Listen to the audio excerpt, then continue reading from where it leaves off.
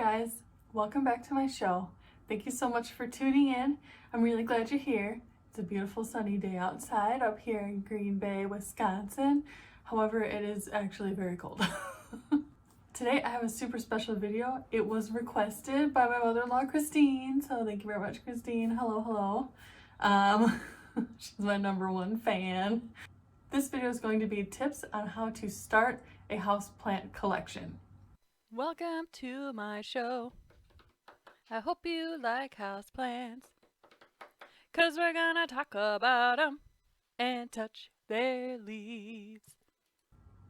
Now, we all know that there's about a bazillion different kinds of houseplants out there. What houseplants should you buy? How do you take care of them once they get home with you? And are there any other tips and tricks that I can share with you? Well, I made a little list, so let's dive right into it. Oh my gosh, you see these cats? Wow. You get him, Cheddar. Look how tiny Cheddar is. He's such a sweet little boy. Oh. I just love him so much. Anyways, tip #1 is to start slow. Don't get yourself overwhelmed. I know a lot of us went through the pandemic and we got bored inside and we wanted to have life and happiness in our homes, and a lot of us, that meant turning to houseplants. And unfortunately, a lot of us, myself included, maybe went a little overboard and bought too many and couldn't really take care of all of them. So my advice is to get a few tops at a time and then give yourself a lot of time to get used to that plant in your house. Like months, okay? Don't go too nuts, and especially don't try to buy plants that are like really expensive or fancy, even though they're beautiful. If you don't already have maybe like a more basic, inexpensive version or relative to that plant that you have tried to grow and learned a lot from, right? So like I did the same thing with orchids when I first started to try to grow them. I bought a lot of inexpensive orchids, all different kinds, just so I could get a feel for which ones jived with my kind of care and which ones didn't, because everybody's style of care is different. I am inconsistent, so I need plants that can withstand a little bit more attention and regular watering for a couple of weeks and then neglect for a couple of weeks, and on and off and on and off. And that's actually kind of the worst style of plant parent that you can be. If you know that you tend to overwater, then maybe don't go for buying a $100 20-year-old cactus or whatever, okay? So like, know your style. If you typically underwater, maybe don't go for a fern. So it's really important. The only way to really learn your style is to buy some plants and get the hang of it, get the feel for it. You know, like I didn't read a bunch of books in a day and then suddenly become good at taking care of houseplants. It was years. I've had them for years, like decades. Maybe not decades, but at least a decade and a half. All right, #2 is to educate yourself. There are so many resources out there, like YouTube videos. There are a lot of other YouTube channels that I really like, that I learned a ton from, and I'll link them down below. But you guys have heard me talk about heart-shaped leaves before. I really like Harli G, and Becca De La Plants is really wonderful. These are people who are really experienced and know a lot. Watching their videos is super helpful.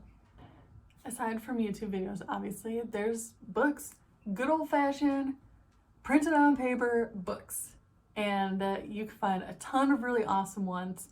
I personally have a couple of books on houseplants that I thrifted. I got them from the thrift store. They were super cheap, like 20 cents a piece, and I learned a lot from them. They're really handy. I look up stuff all the time. Aside from that, just reading books and getting to know a lot about plants that way. I mean, you can always just Google things. Like, I'm having a hard time with this plant. Let's Google what it is and what its care instructions are. There's so many good websites that just they have a catalog of care instructions for all these different kinds of plants. And then the last way to educate yourself is plant communities. Get involved with other people who like to care for plants. So mainly I do that through Facebook groups. So I'm part of the Wisconsin gardening group, Wisconsin houseplant hobbyists, Green Bay houseplant enthusiasts. You know what I mean? So like go out there, find your plant communities. I like to join local ones because on the Green Bay plant community Facebook group, they have the same issue with dry winters that I do. And they're close by. So if I want to, trade or swap or do a clear out, I can make sure my plants are going to people who want them, and vice versa. You can get free plants, or at least really inexpensive plants, by joining these groups and getting involved and talking to people. Number 3 is to shop smart. Hi, baby. Get out of here. Come on. Not all plant growers are alike. And I'm gonna maybe get up on a soapbox a little bit here, because you should shop local as much as you can. The nice thing about local plant stores too is that you can just talk to the people there and ask them your questions. And they're really wonderful and good wealth of knowledge, I think. I've asked the lady at the plant store that I like to go to like a billion questions, and she always seems happy to answer them.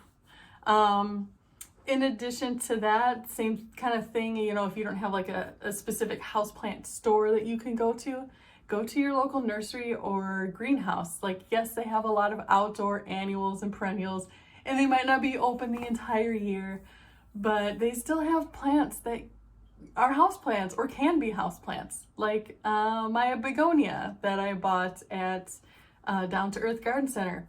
That was in with all the other begonias for going outside, and I've grown it as a houseplant, and it's one of my favorite houseplants. It's a beauty. And there's lots of plants like that. I know some people are really getting into coleus, growing coleus indoors, and that has typically always been, at least in my area, and with my understanding, has always been an outdoor annual. So get creative, have some fun stuff. If you're not sure if something can be grown inside, most things can be grown inside, okay? Things that get really big, maybe you don't want to do just because space will become an issue. And some things do like to go dormant. So again, if you are curious, just ask the person at the store. Be like, I really like this plant. Do you think that I could grow this as an indoor plant? Or grow it outside, and then when it gets cold, bring it in so I don't lose it to the weather? Just ask.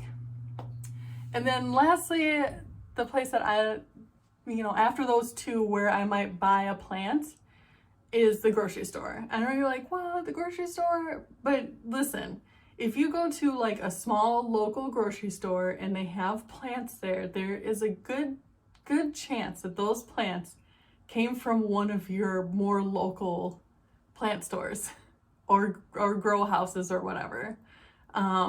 If you go to like a big box store, those are coming from forever away, and the people there, they don't really know how to take care of them. Like, there's not specific plant people, employees there. So that's why sometimes when you go to like a Walmart or Lowe's or whatever, the plants look kind of sad because they're being neglected. They're like, they've come a long way, and then now they're being neglected. Plants, they're living things, right? So I would say I've definitely bought some plants from big box stores, but it's not my preferred place to buy plants. They're just a little harder to rehab, plants from big box stores, It's not just that they have to get acclimated to your home like a plant always does, normally has to do, no matter what. They also have to recover from significant damage or neglect. So that's my little soapbox. Buy from your local plant stores. They're usually nice people and they know a lot, and the plants are better. It's just a win-win-win. Number 4 is have the right tools. Sometimes you buy a new plant and you're learning about how to take care of it and stuff, and you're doing great and it's acclimating to your house and your care, and then you realize you need to repot it and you don't have like a big enough pot, or you don't have the right kind of soil mix. So those are things just to think about. And again, if you start slow, you can slowly accumulate these tools that you need as you need them, instead of having to like go to the store tomorrow and buy $200 worth of houseplant tools, pots and stuff. I definitely recommend getting a water meter. You can buy them at most good houseplant stores, and you can buy them online. They're really not expensive, and you just stick this guy down into the soil, and you want these these are like the measuring probes down at the bottom here.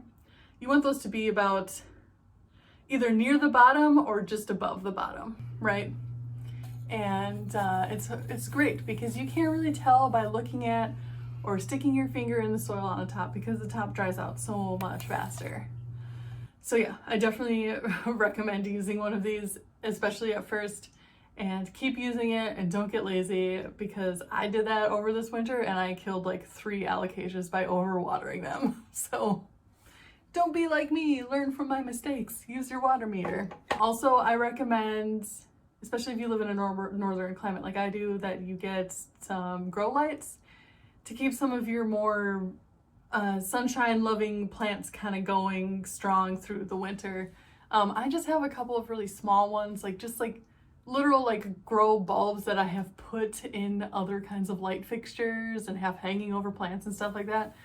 I have just a couple, and if a plant's having, I think, a particularly hard time, one of the first things I'll try is to move it closer to one of those lights.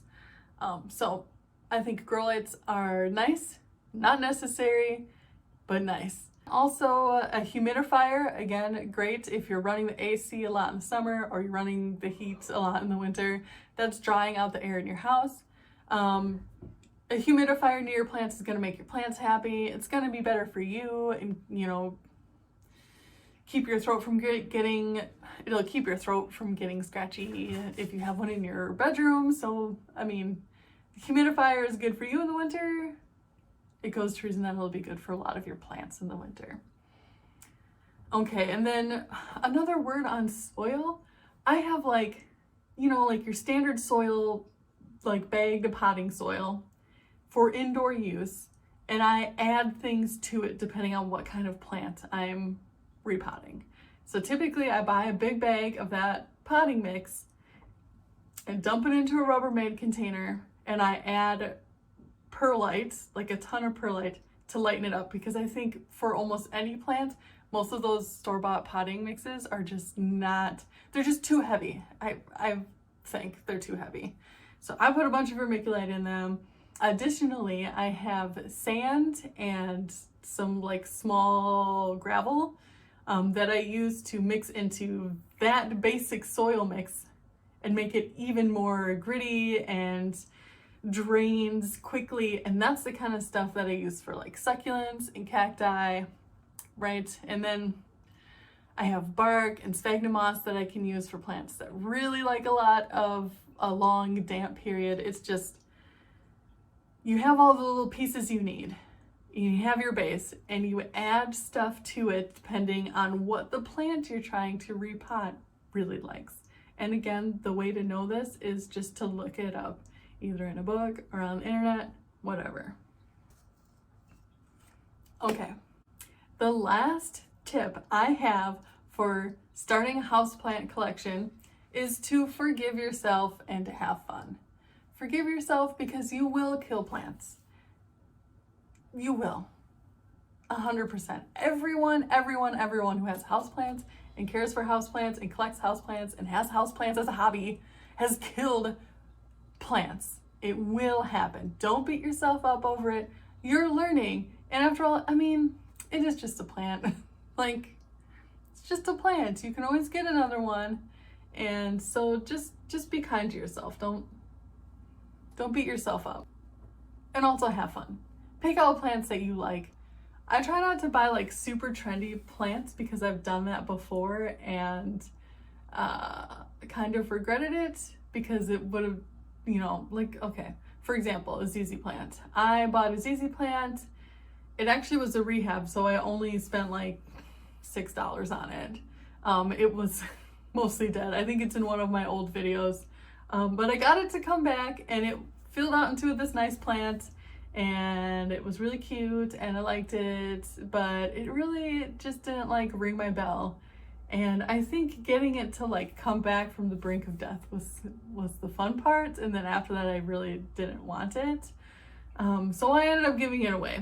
So you can always do that. People are always happy to get free plants. Plant people are always happy to get free plants.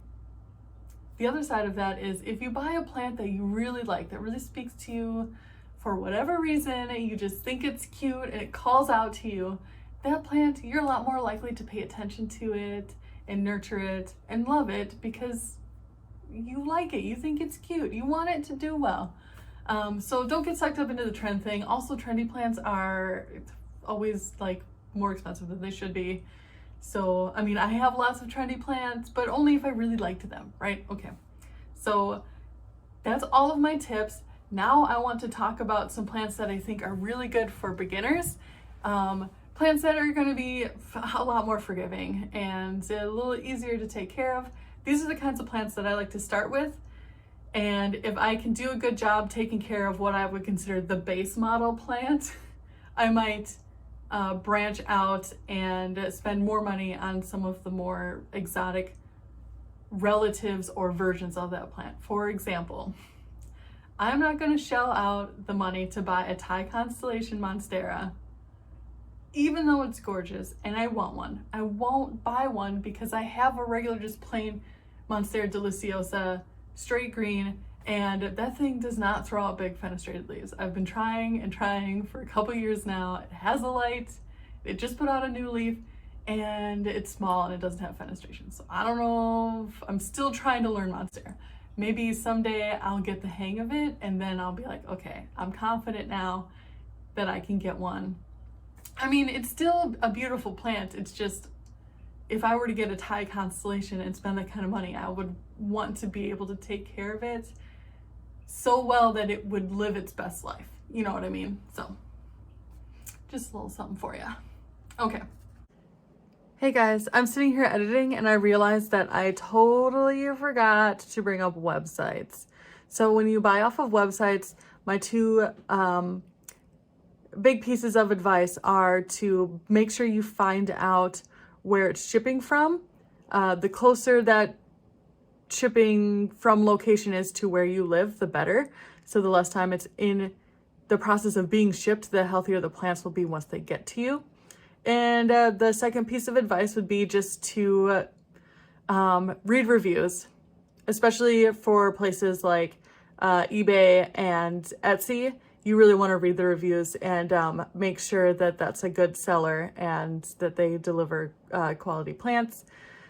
Other than that, you guys know that I really like My Green Obsession, Steve's Leaves, and Ecuagenera just for the price. But Ecuagenera is far away, so if they weren't a good price, I would not buy from them because I have gotten plants in rough shape, and you guys know that because you've seen it on my channel.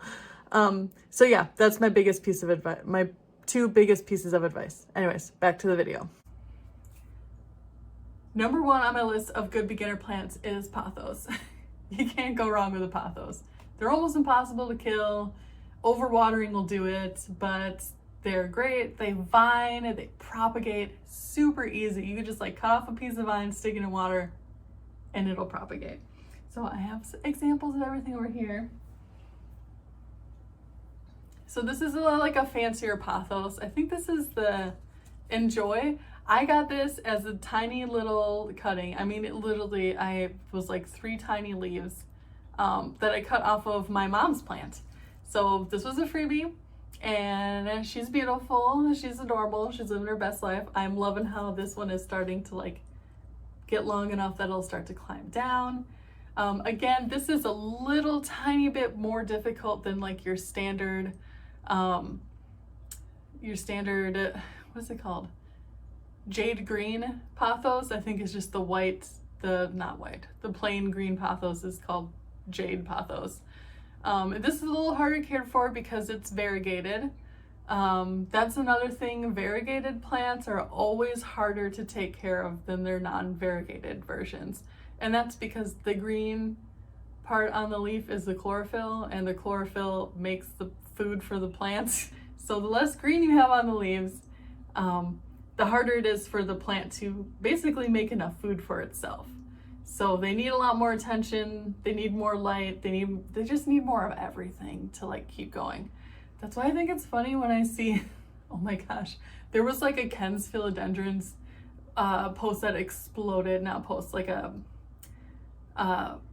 I can't even remember what kind of plant it was. It was like some kind of variegated plant that Ken's Philodendrons was selling, and it was like, had one leaf that still had some green on it, and then all the other leaves were just like pure white. And they like, I mean, like $800. Yeah, that's a waste of $800. Unless you're like a super, super pro and you really know what you're doing. That's just, you might as well flush that money down the toilet because that plant's gonna die. I mean, and that's the thing too, is like people who are beginners who don't know this, they really can get taken advantage of online. So really be careful what you're buying. And like I said, start easy, start small, start cheap, because if you kill something, then it's not a big deal, right? If it was a $10 plant, so what? Get another one. So just go slow, take it easy. Don't get taken advantage of by buying an $800 plant that's gonna die in a week because it doesn't have any freaking chlorophyll on it, okay? So anyways, Pothos. I really got sidetracked on that one. It makes me mad because you shouldn't sell a plant that can't live for that much money. It's just insane. And the reason that they can do it is because people who don't know better will buy it. It's terrible. Anyways, so that was Pothos. Next on my list of super easy plants is Sansevieria. Here's my Sansevieria cylindrica. We all know and love this guy, my little salad fingers. Sansevieria is really easy to take care of. They don't even need very much light. In fact, like don't put them in direct light. So you can put them in a room that maybe only gets like western and northern exposure or something like that. And it just leaked on me. Well, I just feel like it got plant pee on me. Peed on me. Anyways, if you put it in a really low light, it will kind of hold it steady, but not really do much growing. So if you want them to grow, you have to give them some light, right? The only thing that will really kill one of these guys, again, is overwatering. They're sensitive to overwatering, but underwatering, really tough. Like they'll put up with a lot of underwatering. Okay, next on my list is Jade. Really all succulents kind of I consider kind of easy because they're they're really, really resilient to underwatering. You know, like they thrive on neglect, just leave them alone and they'll do their thing. But I think Jade is especially hardy. And it gets big. It gets really big and bushy and beautiful. It's a lovely plant. This is a little tiny baby off of my big giant one. I have a big one, so I just propagated this. It's so cute. Oh my gosh, that chipmunk. I see it. Oh, it's sitting on one of my pots. Oh, it's so cute. Oh.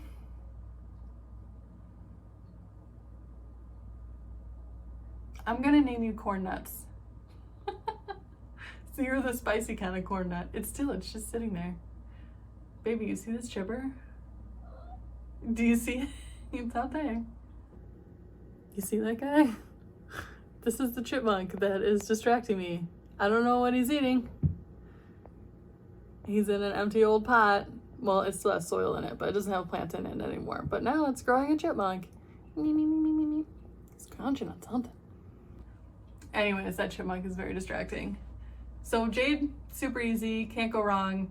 It's beautiful. I love it. That's all I have to say about Jade. Get one.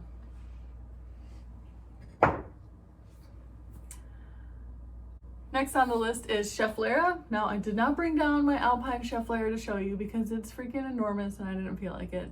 But Schefflera is really easy. It's also called umbrella plant. Maybe I'll put up a picture of like the more common version because I actually don't have one of those. I used to have one, and then I made the mistake of putting it in a little bit too dark a corner, and it kind of just, you know, fell apart. Now it's sitting in the pot eating something. What are you eating? Oh, that's why there's always little holes in all my potting soil. Now he's like digging down in a different one. Okay, sorry. Oh my god, he's so cute. Next up is Tradescantia. I have a couple, but we'll just show you the Sabrina. Super pretty. Purple, green foliage. This one, it just does so well. It's so easy. It's pretty tolerant to underwatering. It'll get sad looking, but if you water it, it'll perk right back up. One of the easiest plants in the entire world to propagate, I think. I mean, you literally just take a cutting of it and stick it in some soil and it will grow. Yeah, great plants, lots of different colors. There's not too many easy, super easy plants that are anything but green. So this is a fun one for if you want a little variety. The backs of the leaves are like purple. Here's another one. This is the Tradescantia Nanook. This is a little bit harder, but still easier than like 9 out of 10 plants that I own. But yeah, it doesn't have as much green on it. Remember what we were talking about with green. So yeah, wonderful plant. Ooh, it's so pretty. Next up on my list is Monstera. Here I have a little baby dubii. It's just a baby. These will get fenestrated leaves later on, but super cute, love it. Like I said, Monstera deliciosa. Monstera adansonii, love that plant. Super easy, chill plant, grows like crazy. I have it going up a moss pole and back down again. It's awesome. And then related to that are the Rhaphidophora plants. So the most popular being Rhaphidophora tetrasperma. Again, that plant is just awesome. I think it's also sometimes labeled as Monstera Ginny. Really great plant, super easy. That one will give you fenestrations right off the bat, so go get that one. That's a good one. I should have brought that one down, but it's kind of big. It's like in a big, it's gotten pretty huge. So this is just a little dubia. It's cute, I like it. Next on my list for easy plants for beginners is Hoya. And you can go ahead and get variegated versions of Hoya. They seem to do just as well as non-variegated versions. There's so many varieties. I think I only have 3 that aren't variegated, and no, that's not true. I have 4 that aren't variegated, and I have 1, 2, 3, 4 that are variegated. What do you know? So here's my Hoya carrii. Again, this is just like put on a lot of growth since I've had it. It's really easy to take care of. They will tolerate being underwatered and neglected a bit. Nice, I think anything with like a nice chunky leaf tends to be pretty drought tolerant. Yeah, super happy little plant. They vine, they flower. I haven't gotten one to flower yet, but fingers crossed I will. So Hoya, very good. And you can find tons of Hoya. There's like people who are obsessed with them and collect all of them and call themselves Hoya heads. There's actually a Facebook group called Hoya Heads, and they sell stuff a lot to each other. So maybe check out that group if you really like Hoya. Next up behind me is Pilea Peperomioides, or Chinese money plant. Mine is leaning because I have it. I mean, it faces this way. Super easy plant. I know that this was like the hottest plant in the world like 3 years ago. Still worth getting if you're just now getting into houseplants. I think it's a great plant. I love it. It makes me very happy. Look at it dance. It's so cute. But yeah, a lot of Pilea I think are pretty good. I wouldn't go with artillery plants, the microphylla. Again, that's another thing, just like plants that have lots of variegation are harder to take care of. Plants that have teeny tiny leaves are also generally harder to take care of. There's more surface area, more transpiration or evaporation of water off the leaves happens. So they're just a little bit more tender, a little hard to take care of the smaller the leaf is. In general, not always the case. So yeah, but this guy is definitely worth getting. And then that really pretty silver one I have, that's kind of like mauve-y silver that I got from Steve's Leaves. That's a Pilea pubescens, silver cloud. Love that plant. It's so easy to take care of. It's so beautiful. The next up on my list of easy beginner plants is the holiday cactus. This is an Easter cactus, but I also have a Thanksgiving one and a Christmas one. And these plants are just, they're wonderful. I have never gotten this one to bloom, but it's okay because look how cute. It's like a sideshow bob hairdo. It's adorable. And it is growing very well. They grow like crazy. They grow wonderfully. Don't be fooled by the name cactus. This is a jungle cactus, so it's not at all like a desert cactus. It wants humidity, it needs more water, and it doesn't like direct sunlight. So basically the opposite of everything that a desert cactus likes, that's what you want for this jungle cactus. Again, like don't overwater it, but they'll tolerate that. Yeah, these are great plants, great plants. Next up is Oxalis. Oh, look at this beauty in the sunshine though, you guys, look at how pretty. Dances, it's beautiful, it has little purple flowers on it. You just can't ask for more. You can't ask for more. Like, okay, so I know I'm gonna get a question on this because I talked about how leaves that don't have any green on them can't photosynthesize. There is a kind of chlorophyll that is not green, and that's what this has. So there's your answer. It's still chlorophyll, but it uses a different wavelength of light or different wavelengths of light. So it's reflecting that purple wavelength versus that green wavelength because it's not using the purple light to photosynthesize. So yeah, this has chlorophyll in it, trust me, it does. It does. It's a beautiful plant. I find that they like to be in shallower pots because they're like surface crawlers in the nature. So they don't have deep roots. So if you put them in a deep pot, they'll never be able to get to that water at the bottom. And it doesn't make for a happy plant. So put them in a little shallow pot, give them lots of water, lots of love. Oh my gosh, they're so cute. And these kinds of plants too, like I have had to cut this completely down because I underwatered it and all the leaves died and it was crispy. I have another one that I had to cut all the leaves off because it got spider mites and I couldn't get them to go away. And you just start watering and they all come back. It's like, as long as the little corms that the leaves grow off of, as long as they are still firm and healthy and haven't rotted or gotten soggy, this thing will always come back no matter what. All right, I know this video is getting crazy long, so the very last beginner plant that I think you maybe should try out if you're just learning and you're nervous is philodendrons.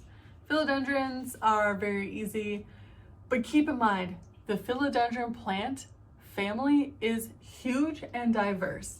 So just because something is a philodendron doesn't mean it's a good beginner. So this is like your basic green heartleaf philodendron. Also the philodendron Brazil. They're really easy. They don't have a lot of requirements. They'll tolerate a lot of different kinds of watering styles. They bounce back from being all wilty and underwatered pretty easily.